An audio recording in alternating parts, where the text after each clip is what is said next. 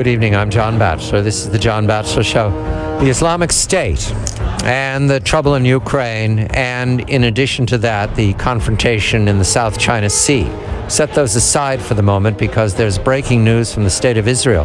Having concluded victoriously over the Hamas gangsters and their rocketing of the State of Israel, having concluded successfully dealing with one gang to the south, they now have, the Israelis, a new challenge to the north. Within these last hours, the headlines include UN peacekeepers abducted by jihadists.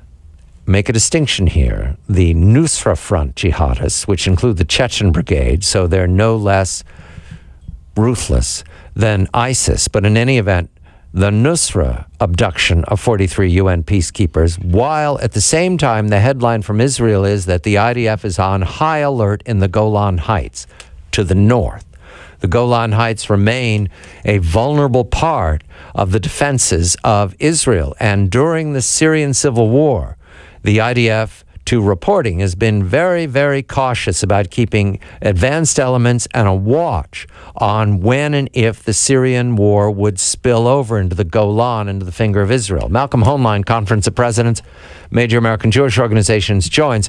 Malcolm, the sense of this abduction of the UN peacekeepers, the provocation of it, is it directed against Israel? Is it directed against the UN? Good evening to you. Good evening, John. This is a significant development. It's not the first time, but it's the first time this larger group of UNDOP, which is the UN Disengagement Observer Force, has been kidnapped, essentially, and as you rightly point out, by al-Nusra, which is an al-Qaeda affiliate, and it's part of a number of developments in that region that have been escalating over the last few days. There has been violence against UN disengagement forces for some time, and the UN complained about it, but unfortunately that never makes the headlines. This is a multi-purpose attack. One is to try and get them to leave. This has been the goal of Hezbollah in Lebanon. It's been a goal of the forces now, the rebel forces, who have moved into position in the Golan area along Israel's border, and sometimes within a very short distance now, having taken Quneitra and some other key locations in the Golan Heights. This is now an attempt to get them removed, to get to hold these hostages as a pressure point, because generally countries, when they see their troops assaulted, will pull them because it's not worth the public reaction to keep them there. The challenge now, Malcolm, is this coincidence coming so close after the Islamic State made headlines and the President of the United States made remarks just these last hours about how the United States is it's scrambling to come up with a policy about the Islamic State following the end of the Gaza conflict, and then all of a sudden the abduction. Does it look timed or coincidental, Malcolm? I think that the progression is coincidental. I think it's been fueled by not just the statement today, but by the ongoing perception of the lack of determination on the part of the West. Hollande, the president of France today, came out very clearly that he is against any cooperation with Assad, which, as you know, the United States had said at points that they were flirting with, and some other international, some countries had also said maybe an international effort that might include some presence or coordination with Syria.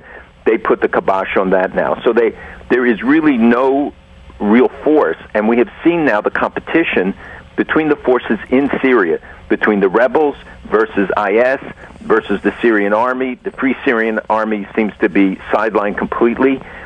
You see even manifest in the number of public executions, even beheadings, that are becoming a common, what they call it, a common spectacle in parts of Syria that are controlled by the rebel groups and by Syria's government forces. And rather than causing the revulsion that people think, it's become a rallying call. It has helped IS to recruit people, including now that they say they know there are at least a dozen Americans who have been fighting with them in Syria, and we know that there are a couple hundred actually there.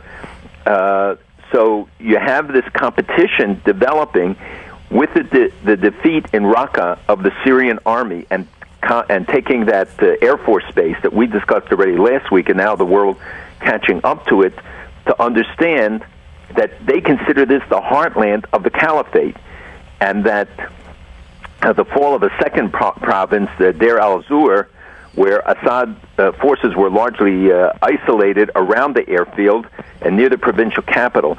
So the failure in Raqqa raises the issue of how they're going to stop IS in Syria. Now with the rebels moving to the border with Israel, it's not only a problem for Israel and Jordan, it becomes a problem for the Assad regime that there were no troops there to defend those positions. And it tells you that they've had to withdraw or concentrate their troops probably around Damascus right now. Yesterday, Raqqa killed 180 Syrian soldiers, and they're trumpeting it all over the place.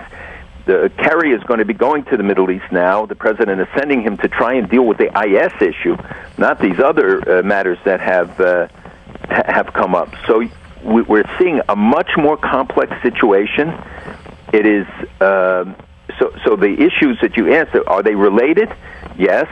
Is the timing probably coincidental more than a direct result? We're going to have an opportunity to continue this discussion with Dennis Ross and Jonathan Schanzer and other voices here this evening. So I want to touch on one other issue that's come up, Malcolm. This is the United Nations claiming or proposing that it's going to investigate the Gaza conflict, despite all the propaganda, despite the demonstration that the journalists in Gaza were reporting propaganda or under threat. If they did not, they'd be turned out at best. And the UN investigation is going forward at this time. Israel has recently indicated it would not cooperate. Is there an update, Malcolm?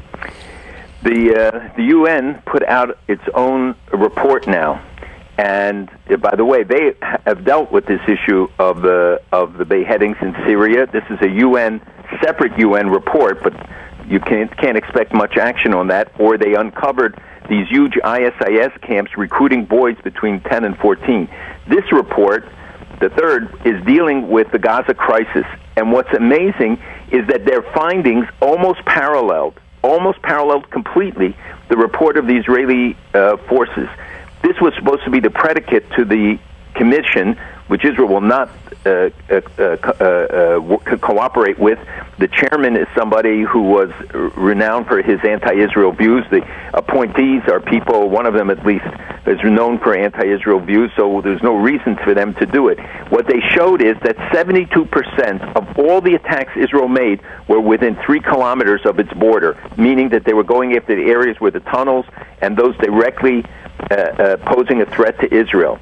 They showed 12,000 points where Hamas presence that Israel hit, and it's exactly what Israel showed, and it showed that less than 5% of the whole of Gaza was affected.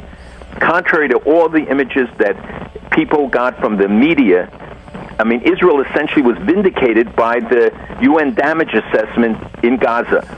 You won't read about it in that way, but this is the actual facts, that less than 5%, they corroborate in most respects the Israeli Armed Forces report on what was happening there.